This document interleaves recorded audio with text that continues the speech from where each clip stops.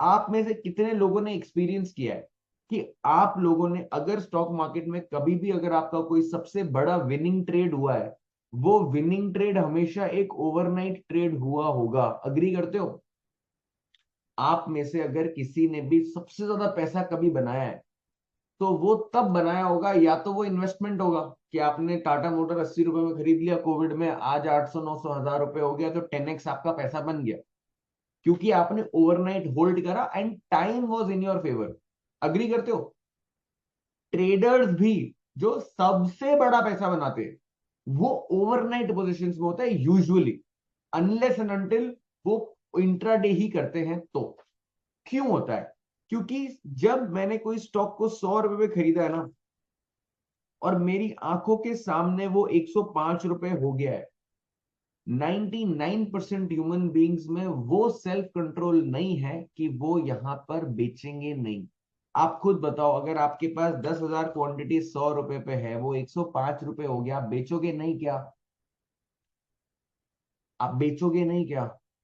और अगर आपने होल्ड कर भी लिया, आपने होल्ड कर भी लिया और ये 105 से वापस 100 रुपए पे आ गया ना, तो आप डिस्टर्ब हो जाओगे। तो कहने का मतलब है, अगर आपने 105 पे बेचा और स्टॉक नीचे आ गया, या 105 पे होल्ड करा, या आप कुछ भी सिचुएशन में किसी भी टाइप का एग्जीक्यूशन करोगे, कभी ना कभी मार्केट आपको गलत प्रूफ कर ही देगा।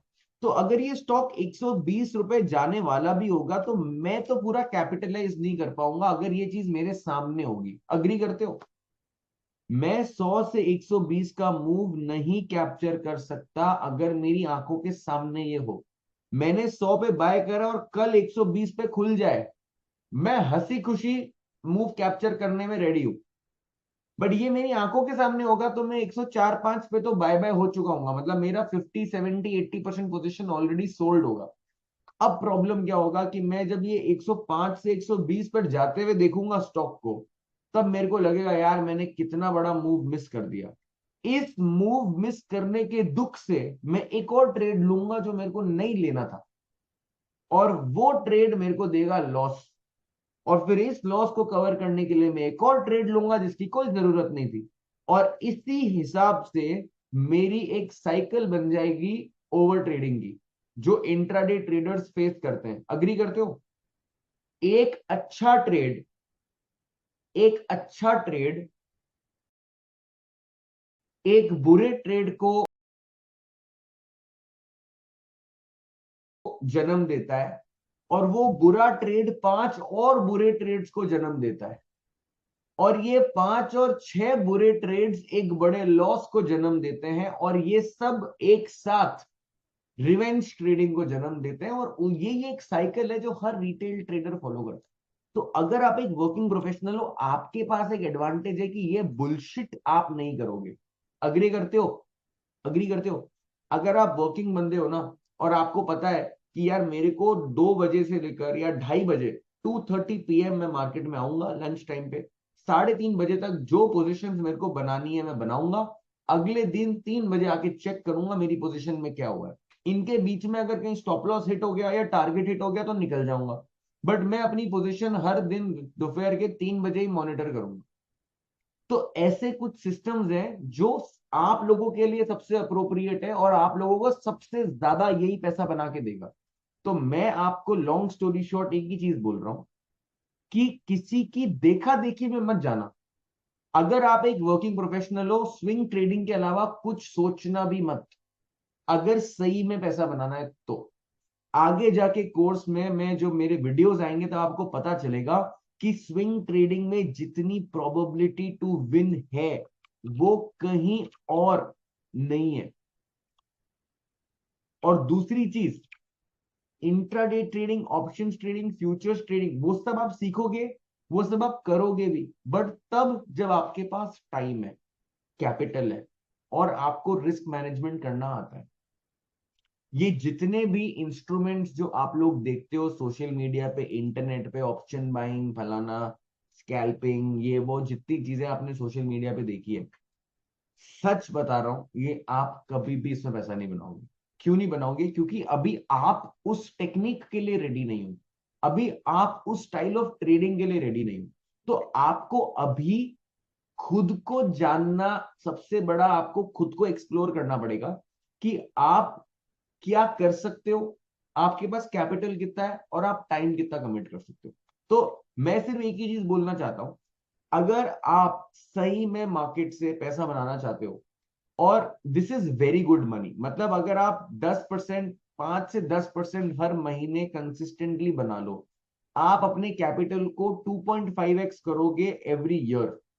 और अगर आपने ये 3 से 4 साल कर दिया तो आप 1 लाख रुपए के कैपिटल को 10 लाख, 15 लाख, 20 लाख पे स्केल कर सकते हो 4-5 साल के अंदर।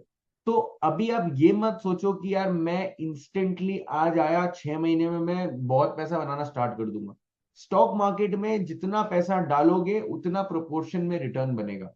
1 करोड़ की कैपिटल वाला बंदा, अभी किसी ने क्वेश्चन मेरे को बताया था, किसी ने बोला था कि फुल टाइम ट्रेडिंग करने के लिए 1 से 2 करोड़ रुपए चाहिए। नहीं, क्या मैं बोल सकता हूं हिंदुस्तान में average salary of a person is 50,000 rupees? क्या मैं ये बोल सकता हूं इंडिया में एवरेज सैलरी, अगर मैं एवरेज लूं सैलरी 50,000 रुपए, अगर अच्छी जॉब है, एग्जीक्यूटिव लेवल जॉब है, तो लेट से 1.5 लाख रुपीज। अग्री करते हो? ठीक है। और अगर सीनियर लेवल जॉब है तो लेट से 3, 4, 5 लाख रुपीज भी हो सकती है, डिपेंडिंग ऑन आप क्या कर रहे हो। ठीक है। तो लेट से 30 लाख रुपीज जो है आपका, सॉरी 3.5 लाख रुपीज या 5 लाख रुपीज जैसे मैक्स टू मैक्स, अगर आप बहुत सीनियर लेवल पे कहीं काम कर रहे हो। ठीक है। तो ये सैलरी जो है, क्या वो आपको डे वन से मिली है? क्या ये 5 lakh rupees per month salary आपको डे वन से मिलती है? नहीं। It is a function of experience and time. Time देना पड़ता है, एक्सपीरियंस, उसके बाद आपको ये मिलता है। तो अभी अगर आपको ये सेम सैलरी ट्रेडिंग से कमानी है, अगर किसी को 50,000 रुपए कमानी है, एंड ऑन एन एवरेज मुझे ऐसा लगता है 2 से 3 महीने सीख कर, एक्सपीरियंस लेकर आप 8 to 10% स्विंग ट्रेडिंग से निकाल लो, तो आपको मिनिमम 5 लाख रुपए का कैपिटल चाहिए ही चाहिए। अगर आप किसी भी पॉइंट पे सोचते भी हो कि मेरे को थोड़ा सा ट्रेडिंग से एक्टिव इनकम या अपनी पैसिव इनकम क्रिएट करनी, तो अगर आप कुछ भी एक्स अमाउंट अपनी सैलरी से ड्रॉ कर रहे हो, उसका 10 टाइम्स का अमाउंट आपको चाहिए आपकी कैपिटल के लिए, जो आपकी फुल टाइम ट्रेडिंग की कैपिटल हो सकती है। ये गोल्डन फॉर्मूला अपने आप को आजमा लो कि अगर 1.5 लाख आपको बनाने हैं तो आपको एटलीस्ट 15 लाख का जो कैपिटल है वो चाहिए होगा। एंड देन ऑब्वियसली बात है, किसी मंथ आप 20% भी बनाएंगे, किसी मंथ आप 25% भी बनाएंगे, कुछ मंथ्स आप ब्रेक इवन भी होंगे और कुछ मंथ्स आप लॉस करके भी आएंगे।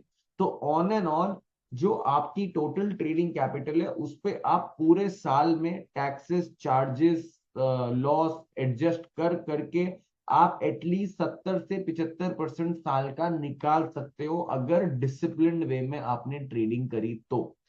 70% इंक्रीमेंट आपको आपकी जॉब में तो मिलेगा नहीं, 70% रिटर्न आप म्यूचुअल फंड में बना नहीं सकते, 70% बहुत पीएमएसएस भी नहीं कर सकती। करना क्या है, सिर्फ 5% अ मंथ टारगेट करना। 5% a month is a very doable thing, even at a 40% win rate. अगर आप 100 में से सिर्फ 40 ट्रेड में भी सक्सेसफुल हो ना, आप ये 5% पर मंथ अचीव कर सकते हो। आपको सिर्फ एक चीज पर फोकस करना है, गलती नहीं करनी है। और गलती ऐसा नहीं है कि गलत ट्रेड एग्जीक्यूट कर दिया, या मान लो एक स्टॉक आपने चूज किया, वो स्टॉक आपके हिसाब से नहीं चला। ये कभी भी स्टॉक मार्केट में गलती नहीं होती, ये कितने लोगों को पता है? आपने स्टॉक बाय करा और उसने आपका स्टॉप लॉस हिट कर दिया, ये गलती नहीं होती। आपने कोई स्टॉक बाय करा, वो स्टॉक ऊपर गया, आपने नहीं बेचा, नीचे आ गया, गलती नहीं है। अगर आप सिस्टम को फॉलो कर रहे हो, गलती नहीं है। स्टॉक मार्केट में सिर्फ एक ही गलती कर सकता है ट्रेडर, वही गलती करता है ट्रेडर, और वही गलती आपको नहीं करनी है, और वो है पोजीशन साइजिंग या रिस्क मैनेजमेंट को ना करना। अगर आपने सिर्फ इस चीज को सॉल्व कर दिया, you will automatically never lose money in the markets. और अगर आपने ये क्रैक कर लिया जो बाकी के 95% लोग क्रैक नहीं कर पाए हैं, आप अपने आप सुपीरियर लेवल पर आ जाओगे। तो लॉन्ग स्टोरी शॉर्ट, सिंपल सी बात है, रिस्क मैनेजमेंट पे आगे इस क्लास के बाद कुछ वीडियोस होंगे जो रिस्क मैनेजमेंट पे पूरा फोकस करेंगे। सब चीज छोड़ दो, स्ट्रैटेजी नहीं समझ में आया गोली मारो, टेक्निकल समझ में नहीं आता गोली मारो। रिस्क मैनेजमेंट में सिर्फ simple addition, subtraction, multiplication, division, चार बेसिक मैथ्स के कॉन्सेप्ट आने चाहिए। आपको ये समझ में आना है कि आपकी टोटल कैपिटल कितनी है, और आपको ये समझना है कि मेरे को हर एक ट्रेड में इक्वल अमाउंट अपना रिस्क करना है, क्योंकि अपने लिए हर एक ट्रेड बराबर है। हमारे लिए ऐसा नहीं है कि ये ट्रेड बहुत ज्यादा खतरनाक है तो इसमें ज्यादा पैसा लगाएंगे, ज्यादा रिस्क लेंगे, या ये ट्रेड अच्छा नहीं है तो इसमें नहीं लेंगे। अरे अगर ट्रेड अच्छा नहीं है तो ले ही क्यों रहे हो?